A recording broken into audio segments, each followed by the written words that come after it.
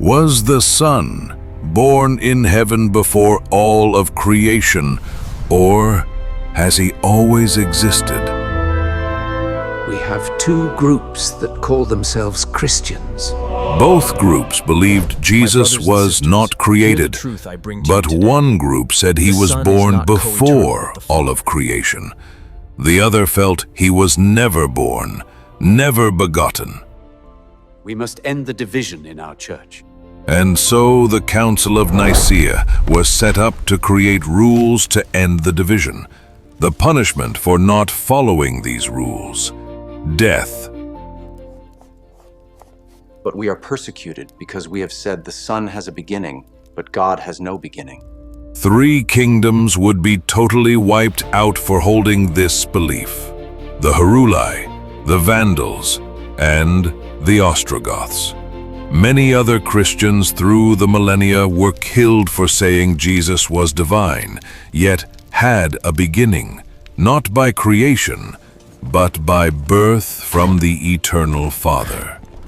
The Albigensians were wiped out, Servetus was killed, and a new church set up in the mid-1800s was also attacked, but attacked in a different way. This was the Seventh-day Adventist Church. And you as well, Brother Jones. A fine day the Lord has given us. There was a time when Christ proceeded forth and came from God, from the bosom of the Father, John 8:42, 1:18. But that time was so far back in the days of eternity that to finite comprehension it is practically without beginning. The Father was greater than the Son, in that he was first. He was begotten of the Father, but while as the Son, he does not possess a co-eternity of past existence with the Father.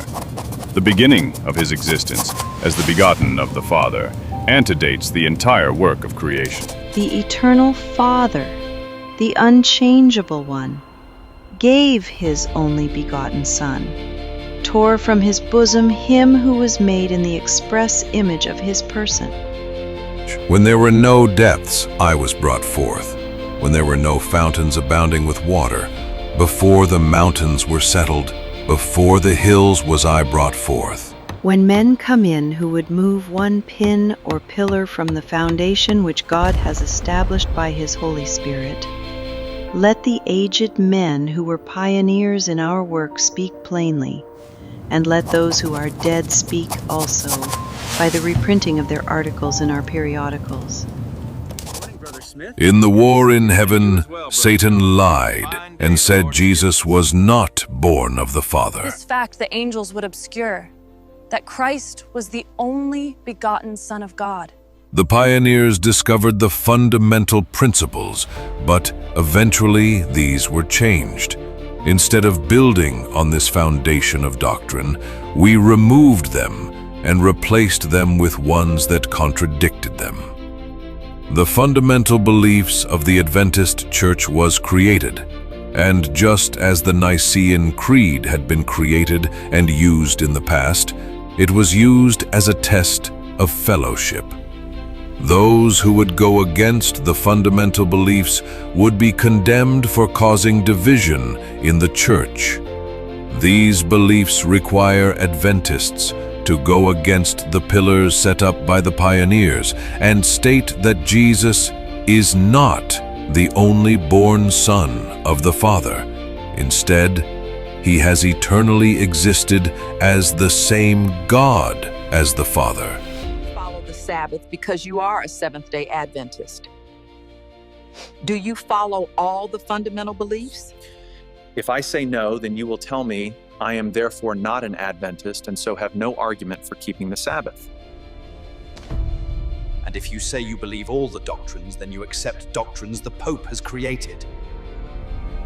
And this would mean that you recognize the authority of Satan's representative, the Pope. To create the doctrine, you recognize the Pope as the vicar of Christ on earth, which is the name of the beast, the vicarious Filii Dei. The enemy of souls has sought to bring in the supposition that a great reformation was to take place among the Seventh-day Adventists, and that this reformation would consist in giving up the doctrines which stand as pillars of our faith. The fundamental principles that have sustained the work for the last 50 years would be accounted as error. He calls us to hold firmly, with the grip of faith, to the fundamental principles that are based upon unquestionable authority.